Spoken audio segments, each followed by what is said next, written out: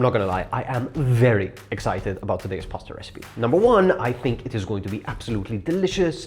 The idea of like a cheesy garlic butter glazed pasta with maybe some crunchy bits on top sounds phenomenal. But even more exciting is that this dish was sort of like inspired by me wanting to clean out my freezer. It's the beginning of the year. I am sick and tired of having a disorganized, unoptimized space. So this recipe should be performing double duty. There's a lot to get into. There's a ton of pasta techniques that you're going to learn about, in addition to some inspiration on how to use maybe stuff that's been in your freezer for ages. This should be a simple, delicious recipe, so let's jump straight into it. To start, let's take a look at what's finally leaving the freezer.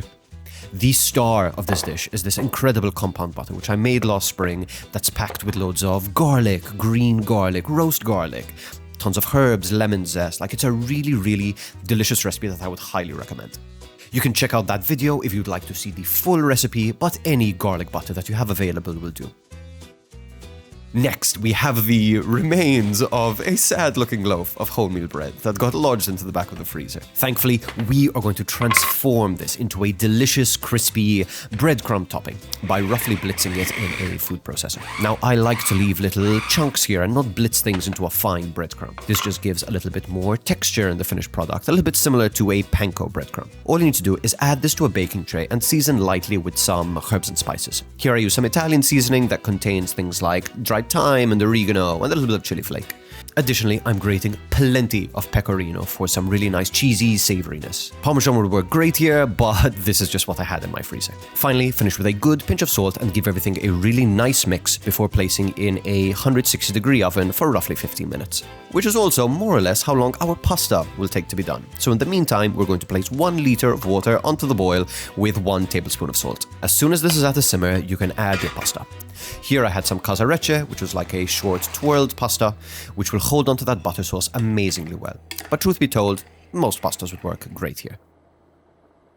While this cooked, I grated some more cheese to finish our pasta with. I love having blocks of hard cheese like this pecorino inside of the freezer. It keeps really well, and even though it does become a little bit more fragile and delicate, it still grates incredibly well. So it's super useful to have at hand.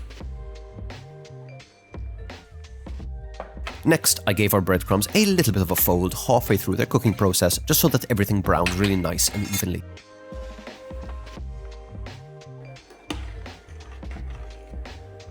Now, once your pasta is almost cooked, just about 1 to 2 minutes less than what the package recommends, you can strain your pasta and reserve plenty of that pasta water. And get ready to build your sauce.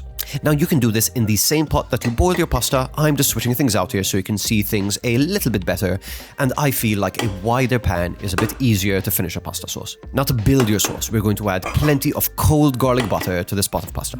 Now, this would definitely work with room temperature butter, but colder butter creates a better, stronger emulsion, which will lead to a smoother and more stable butter sauce. And I know what you're thinking, this definitely looks like a ton of butter. But if you want a really delicious, velvety coating sauce, I would recommend anywhere between 25 to 50 grams of garlic butter per person. Now, this is not the type of pasta that you eat on a regular basis, so just make it well and just enjoy it.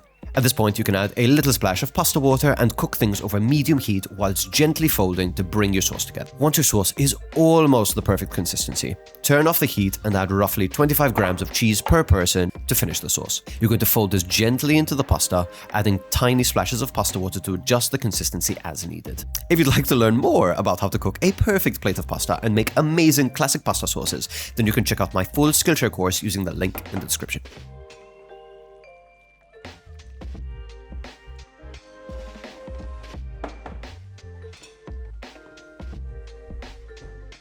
At this point, all that's left to do is plate up your incredible plate of garlic butter pasta, ideally into hot plates, and top with generous amounts of your crunchy breadcrumb mixture.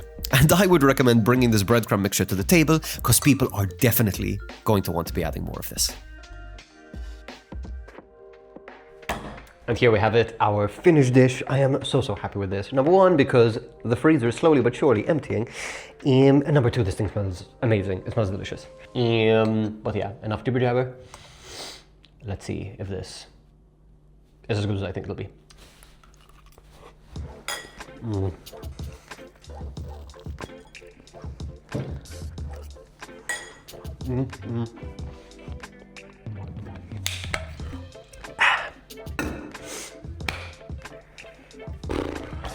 And this is an incredibly unsurprising verdict, but this is delicious.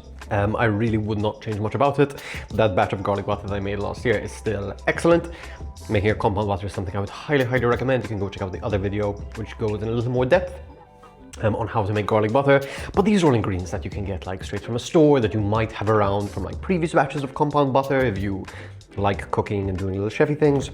The breadcrumbs are amazing. I would recommend them for a ton of different kinds of pasta sauces.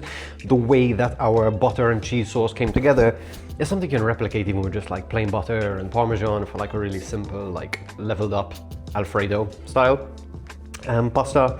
Is there anything I would change about this? Not really. Maybe a little green on top. Maybe some chives that would go well with the sort of like garlicky flavor. But yeah, super, super happy with it. I hope you give this a try. Thank you so, so much for watching, and I'll catch you in the next one.